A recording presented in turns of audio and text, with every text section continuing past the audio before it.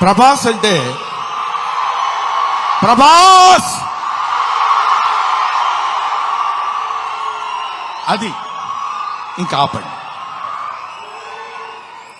ప్రభాస్ గురించి చెప్పాలి ఈ సినిమాలో. ఆయన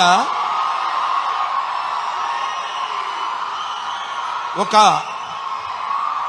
ప్రపంచం గర్వించదగినటువంటి నటుల్లో ఇప్పుడు ఒకడు ప్రభాస్. ఈ సినిమాలో ఆయన ఎందుకు అంగీకరించాడంటే, సినిమాలో ఆయన డబ్బు కోసం అంగీకరించలేదు. ఏదో ఈ సినిమాలో ఒక అద్భుతమైన క్యారెక్టర్ చేయాలని ఆయన అంగీకరించలేదు. ప్రభాస్ ఒక మానవతా విలువలు కలిగిన మనిషి, ఒక మంచి మనిషి.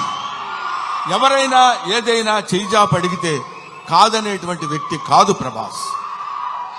ఎవరైనా అద్భుతమైనటువంటి స్థితిలో ఉండి ఇది నాకు కావాలి అని అడిగినప్పుడు, ముఖ్యంగా ఆ విషయంలో చెప్పాలంటే మోహన్ బాబు గారికి అత్యంత సన్నిహితుడు. మోహన్ బాబు గారు ఎలాంటి వాడంటే, ఓ చిన్న ఆల్కహాల్ లాంటి వాడు, అలవాటైతే వదిలిపెట్టలేం.